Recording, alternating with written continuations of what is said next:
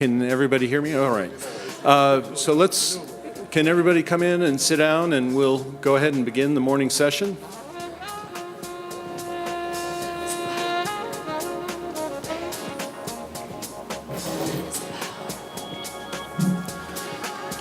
Good morning.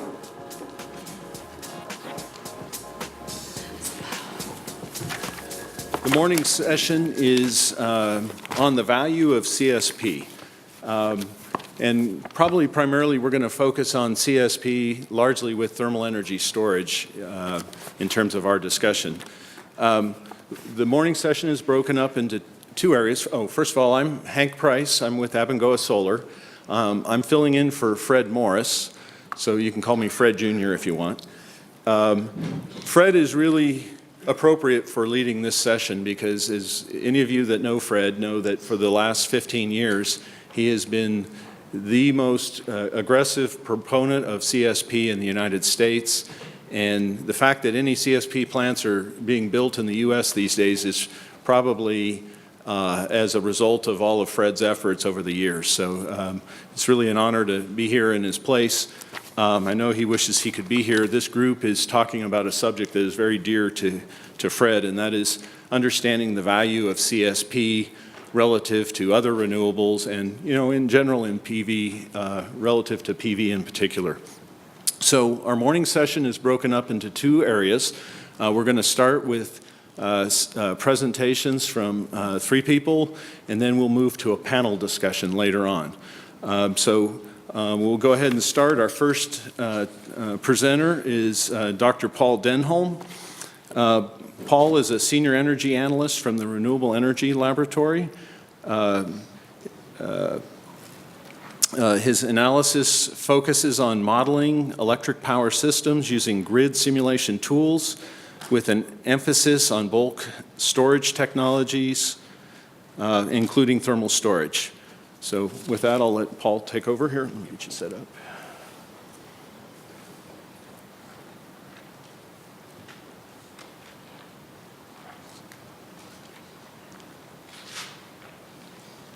Okay.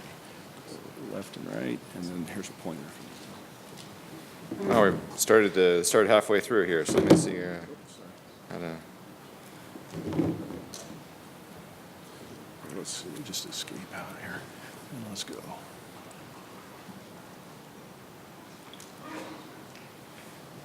If it doesn't work. No, that's right. Let's go back.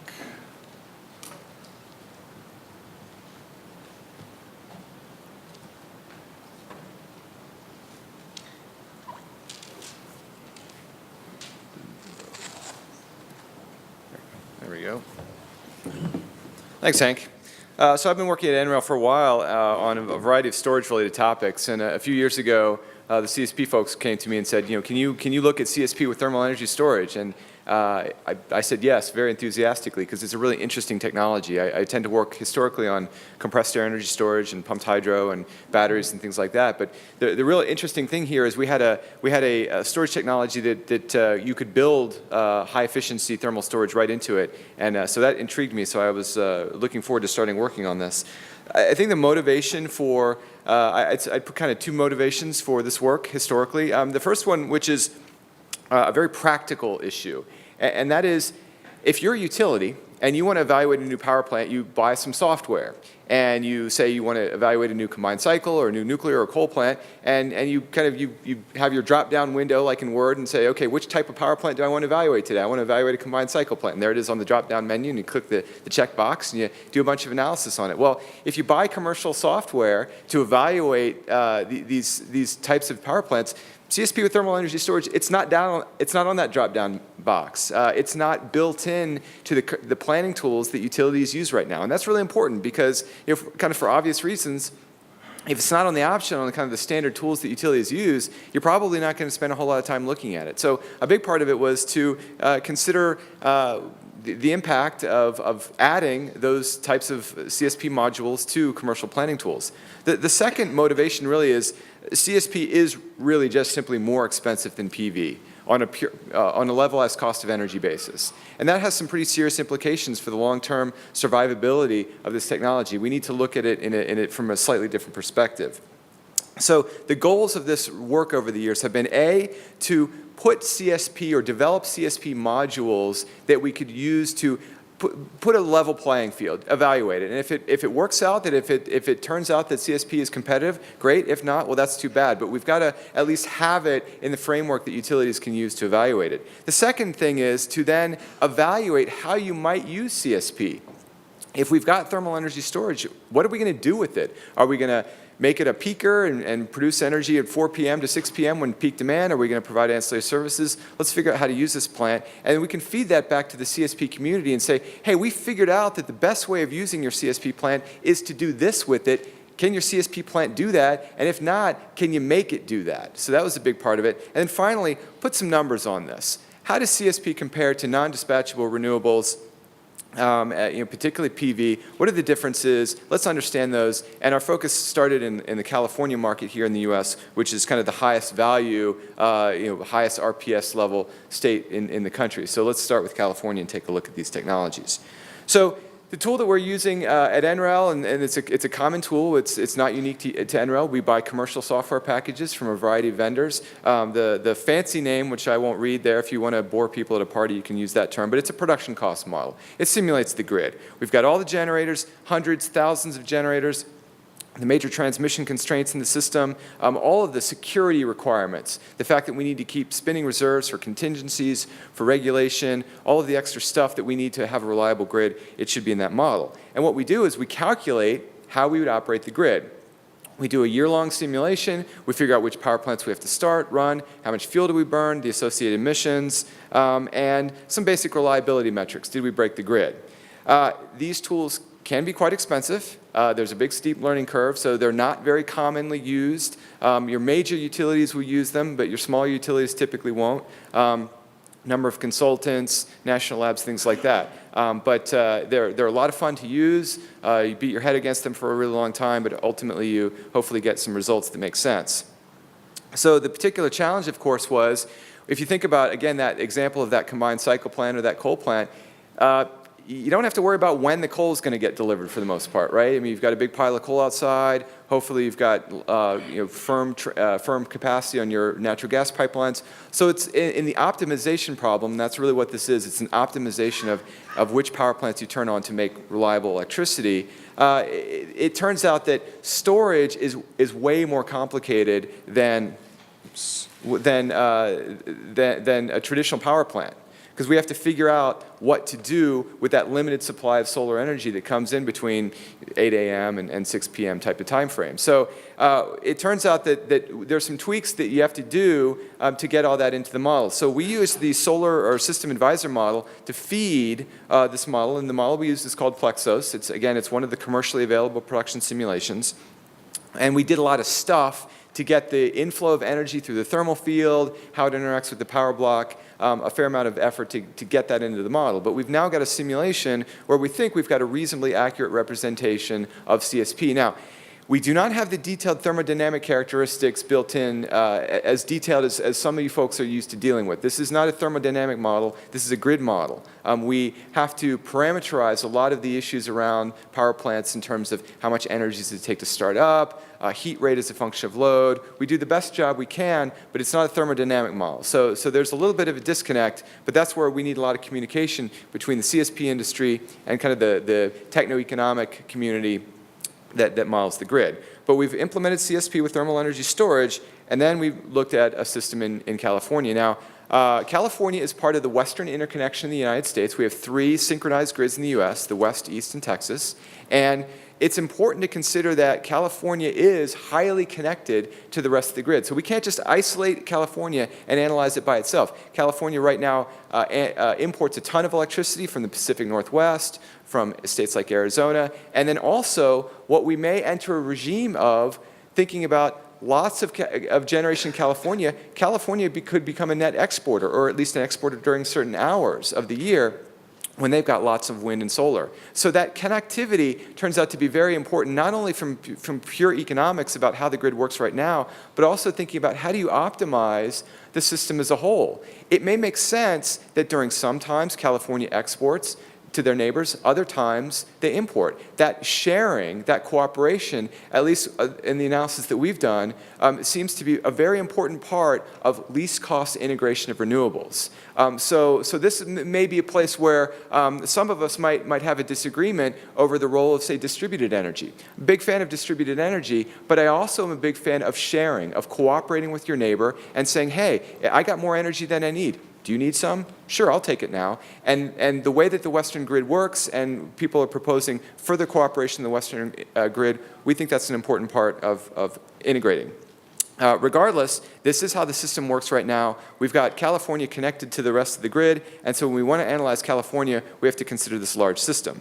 So we run an entire model of the Western interconnection for a year. Currently, it takes about 35 hours to do a complete one-year simulation of the grid, and then we can start looking at some interesting results. Now, the scenario that we ran, and this one's you're not intended to read. By the way, all this material is published, publicly available. I'd be happy to give you links. And also in this presentation, there's a bunch of papers listed at the end that you can take a look at. We ran something called the 33% environmentally constrained scenario, and this is based on a feedback that we got from our technical review committee as far as which mix would we look at in terms of California's 33% renewable portfolio standard. So we looked at a case where there was lots of PV, lots of wind, and we said, okay, what happens if we add CSP to that grid? We modeled, as much as possible, the full features of the grid, like I mentioned. Ancillary services, particularly operating reserves. You've heard of spinning reserves. There's actually multiple classes of ancillary services. We model 3 of them. Contingency spinning reserve, regulating reserves, and flexibility reserves. Just for some baseline information, natural gas prices, $5.5 to $6.3 per million BTU. Sorry for the units. We're Americans. We're a little backwards here. So, and then we have a carbon cost as well. So these were the kind of the basic parameters of the model that we ran. And then we did a bunch of scenarios where we considered the addition of different types of generators. So the point is, not only we want to determine the absolute value of a CSP plant, but also its relative value. So we can get an idea of, okay, PV is cheap, but maybe there is additional attributes that CSP brings to the table that we can say, okay, CSP is a little bit cheaper, but perhaps you should consider CSP because of the additional value it brings to the grid. So we added 4 different types of plants. 2 CSP plants, both of them with thermal energy storage. Solar multiple of 2 with 6 hours of storage. Generating about 1% of California's electricity demand. We also added the same plant where it's capable of providing these operating reserves, and it turns out that's very important. So we have two types of plants. One CSP plant that can move energy around over time, shift energy to periods where the sun goes down, maybe demand for electricity is a little bit higher, and also that same plant, but it can also provide operating reserves, those spinning contingency, flexibility reserves, et cetera, and see how important that is. For comparison, we also added a PV plant, and a flat block or baseload resource. You can kind of think about this as maybe a geothermal plant, but it's really a reference plant of what's the value of just constant production of electricity. Again, in the extreme case, you might consider it a CSP plant with lots and lots of storage that produces continuous output 24/7. Now, what we get from a model is the annual production cost. It's the cost of making electricity, all of the fuel that we burn to start the plants, the operations and maintenance, and any costs that we apply to emissions. All of those are embedded in the model. They're an output, and we can look at how much did it cost to operate the system and how much change happens when we add different mixes of generators. So what I want to show you real quickly is a couple of dispatch profiles, the relationship between load and price, and how CSP was actually used. On the upper left-hand corner, or the upper left-hand chart, you see the system net load and system marginal price. Now, what we're looking at here, and there's a lot of data on here, but what we're basically looking at is the relationship between the net load, which is the purple trace, and the price, which is the green trace. And essentially, this is a relationship that you see in power systems a lot. Essentially, it's very simple. When the demand for electricity goes up, the marginal price of electricity goes up as well because you start increasing your use of your less efficient units. So when the demand for electricity peaks, that's when you're running your highest cost, lowest efficiency units. But the other thing that can happen is you can also have periods of high price when there are quick ramps for demand. So you're kind of running along and your demand is fairly flat and you're running your baseload units. All of a sudden you've got a big ramp up due to increase in demand, maybe the solar drops. We've got to start up some quick start combustion turbines, some of our more expensive units. Maybe we couldn't meet that demand with our slightly lower cost combined cycle units. We need to start up something quick. So we see these prices. You see 4 price spikes that occur in the beginning of the day when people are getting up in the morning, turning on lights, and solar hasn't started to generate yet. And then at the end of the day, also when people have a peak demand due to lighting and heating, and solar starting to drop off. So you see those 2 price spikes, one in the morning, one in the evening. Both of those price spikes happen when the sun is not shining. So you can kind of look at the lower right-hand corner. You can see the blue trace is the supply of energy from the solar field. It's the inflow of energy to our CSP plant. And the model gets to choose when we use that energy. We can see on the red trace what the model chose to do with that energy. It chose to fire up the plant in the morning to meet that early morning load pickup, and back off in the middle of the day because PV is providing a fair amount of energy, and then the plant ramps back up in the evening. Now, this actually somewhat corresponds to data I've seen from CSP vendors before about what utilities are asking for. In the US, in much of the country, in the winter, we have a double peaking system. 1 peak in the morning, 1 peak in the evening. That double peak will get worse as we add PV in the middle of the day. PV is going to reduce that load in the middle of the day, but it's going to leave us with a shortfall in the morning and the evening. Perfect opportunity for a dispatchable resource that can shift its energy to later in the day and carry over energy to the next morning as well. That's an important feature we need to think about because we're not going to be able to start the CSP plant up first thing in the morning until we've got a little inflow from the solar field. We're probably going to need to carry over energy into the next day so we can start up and meet the early morning load pickup. The June price and dispatch is fairly simple. We get a price spike in the middle of the late afternoon, early evening because of the peak demand for electricity associated with air conditioning. Again, that peak for demand is highest when the PV is starting to roll off. It hasn't disappeared yet. It's not the night. It's not the sun hasn't dropped completely yet, but it's definitely starting to drop. PV output is dropping right as the demand for electricity peaks in most of the US. Another important possibility for CSP, moving that energy to later in the day and hitting that demand peak. This is important not only because it avoid the most expensive electricity, but it also avoids the need to build new generation capacity. We do not have to build a new combustion turbine to meet that peak demand for air conditioning if we build CSP. Potentially, we need to do the analysis on that. Now, a little twist on this is what happens when we add operating reserves.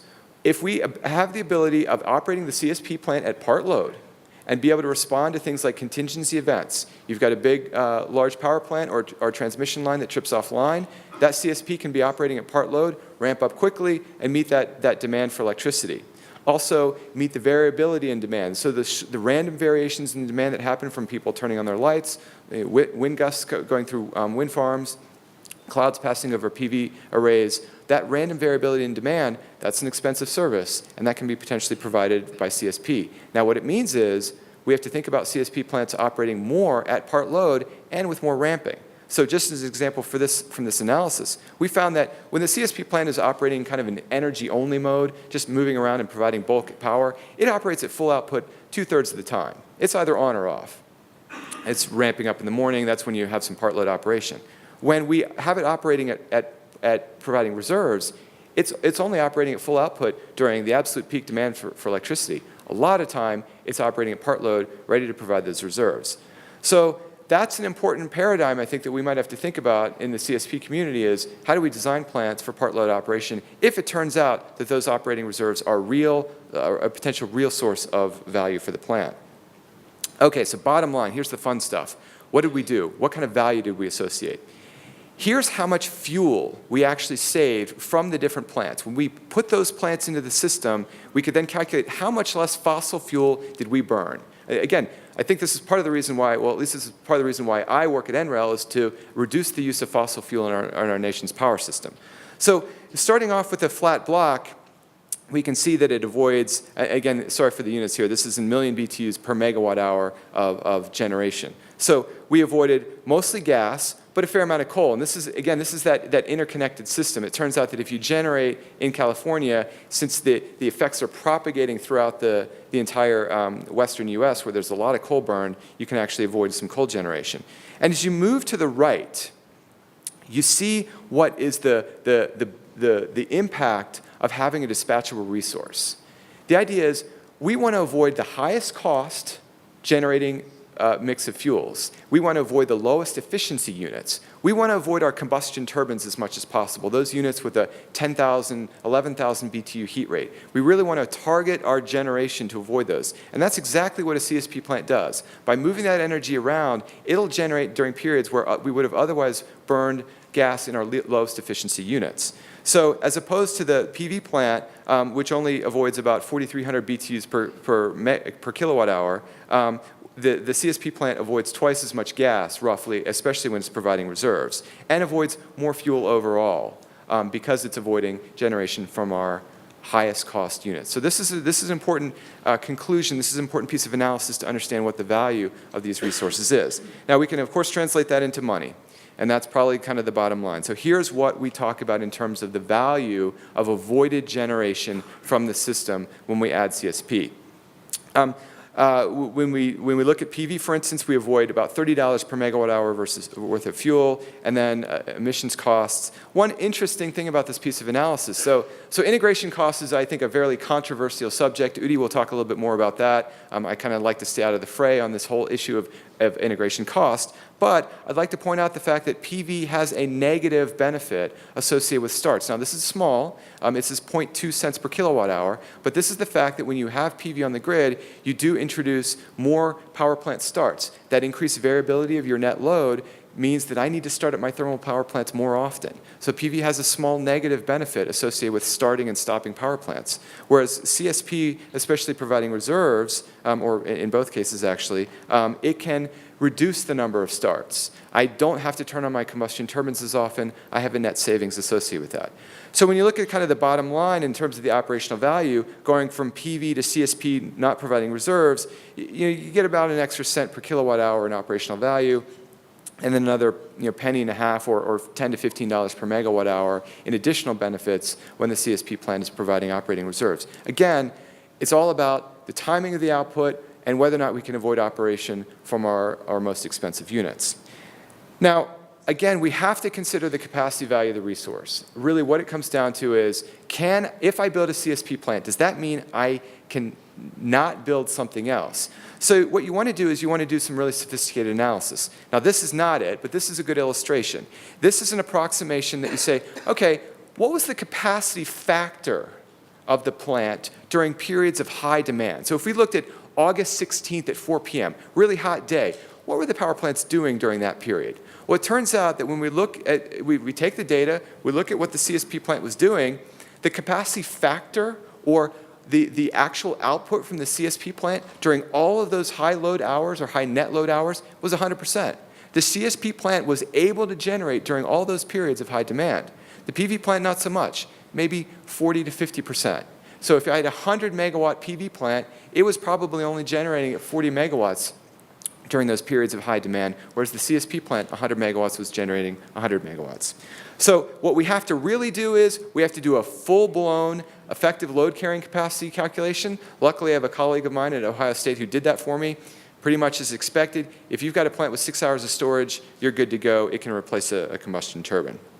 Okay, so we can add the capacity value, and I'm not going to go through this slide. This one's a little bit complicated. I'll let you read the report for that. But we can add the capacity value in terms of its equivalent value in the dollars per megawatt hour thing, and we can come up with a total value. Now here, unfortunately, I have got a couple numbers because when we're talking about the cost of a new plant, it kind of depends on what kind of plant you're building, where you're building it. There's big cost estimates. So I've just got some rough numbers here to indicate what's the total value of a CSP plant versus the others, operational value plus capacity value. So we're looking at somewhere in the order of, on the low end of maybe 10 cents per kilowatt hour, high end maybe 13.5 cents per kilowatt hour, kind of total value. everything I'm showing here is value. This has nothing to do with costs. Getting costs to these numbers, that's your responsibility in the audience. So what we can see is this number, and this is one that the CSP community has been kind of throwing around a lot. This is what's the difference in value between a CSP plant with thermal energy storage, full-blown capacity value, ancillary services. What's the difference between that and a PV plant? The numbers we're coming up with right now, 3 to 4 cents per kilowatt hour. So that's kind of our bottom line number that we've used so far. We're doing ongoing analysis. These numbers will probably come down as natural gas prices have come down. So this is kind of the good news story. Maybe what you'll see next will be slightly less good news. But we are seeing some value here. And the next steps are to look at the next set of technologies. Now, this was for troughs.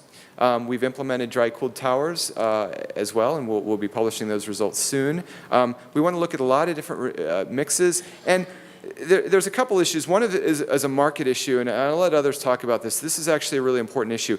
You actually can't get, if you were building a CSP plant in a market environment, you probably wouldn't be able to get all these values. So this is a really important market and policy issue. But what I'm really excited about working at the National Renewable Energy Lab is I really want to understand how CSP can help integrate renewables, wind and solar energy in general. Dr. Arvizu, my boss, he presented a little teaser of this yesterday showing how we think that the improved grid flexibility that can be provided by CSP can actually help integrate renewables. I think that's a really important aspect.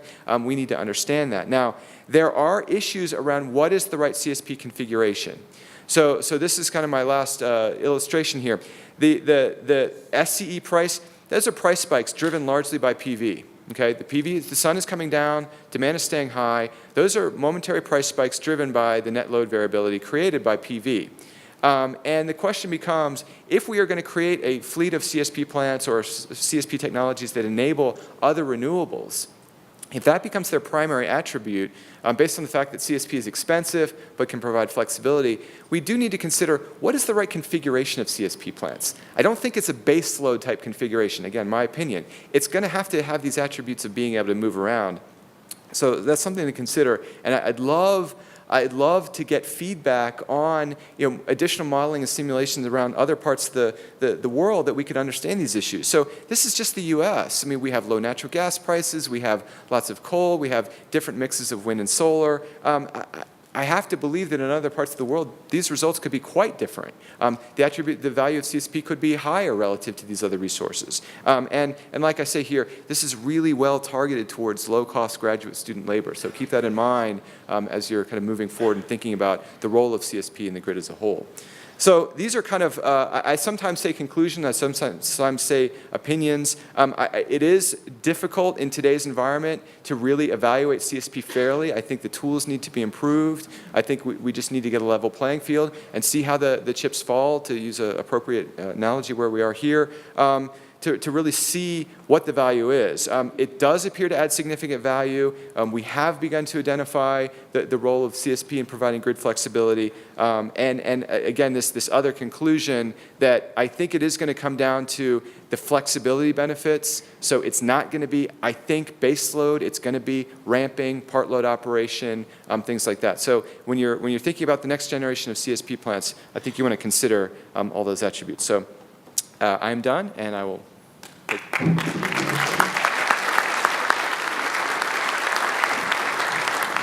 Thank you, Paul. We have a couple microphones up here. We have a couple minutes for questions, if we have any questions. So if anybody has a question, please come up to the microphone and ask your question. Any questions? Bud's always got questions. All right.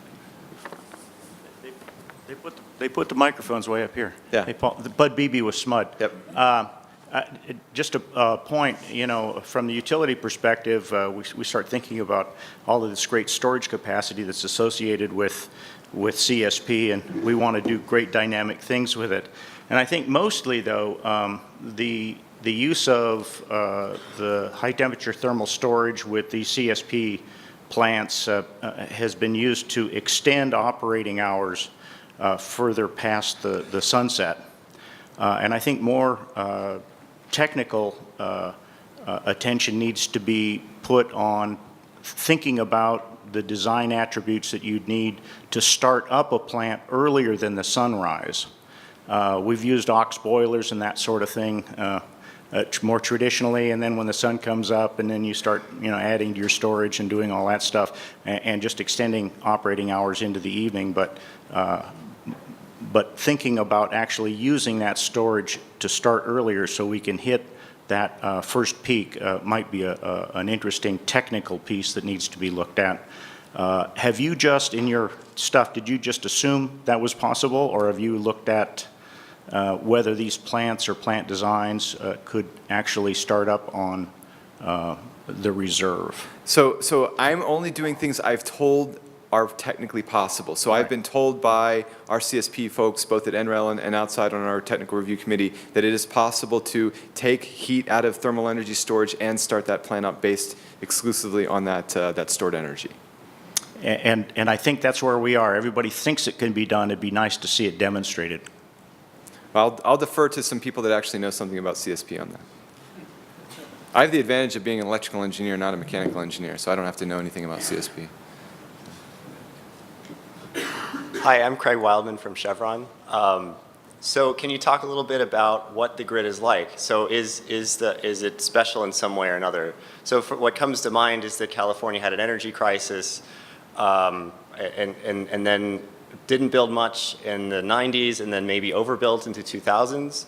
Is the grid very well positioned to integrate renewables, or is it sort of, what is the state right now besides the PV coming online? Yeah, that's a great question, and it's worth probably several days of conversation. I think there's a somewhat divergence of opinions, and this is actually somewhat something I need to kind of emphasize. I think that in the CSP community, I think you need to be a little bit careful about a couple issues, and one of them would be, I think attacking PV as intermittent and unreliable is probably not your best strategy.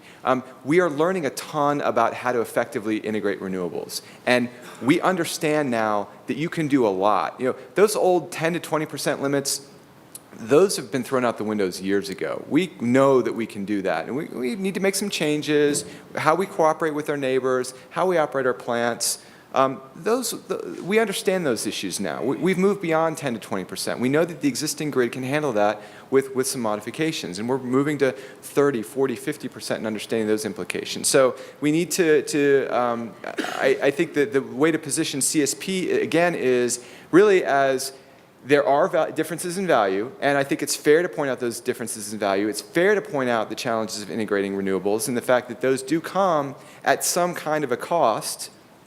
But really pointing out the complementary nature of CSP and how CSP can act as a flexibility resource as the grid evolves, I think that's the best bet. I kind of sidestepped your answer and didn't give you a really clear answer. I would say that if you want, I'd say take a look at something like the Western Wind and Solar Integration Study, especially the Phase 2 study that's coming out, I think, next week. It's a new report by NREL that looks at 35% penetration on an energy basis in the western U.S. It looks at different mixes of wind and solar, and it actually has a fairly high penetration of CSP and demonstrates how CSP can help integrate renewables.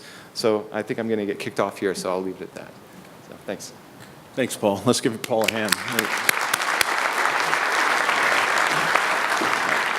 I think Paul has done exceptional work that's very valuable for this industry, and I just want to tell you, Paul, thank you for all the stuff you've done. He's done a very, I think, objective look at CSP and how we can better fit into the grid, so that's excellent work. Our next speaker is Cedric Filbert, a former science journalist. Cedric became an analyst in 1990, writing a report on the SEGS plants Lou's built in California. He joined the International Energy Agency in Paris in 2000, working on climate change, then moved in 2009 into the Renewable Energy Division. He works on wind power, hydropower, and solar energy of all types. So I'd like to welcome Cedric to Solar Paces. Thank you, sir.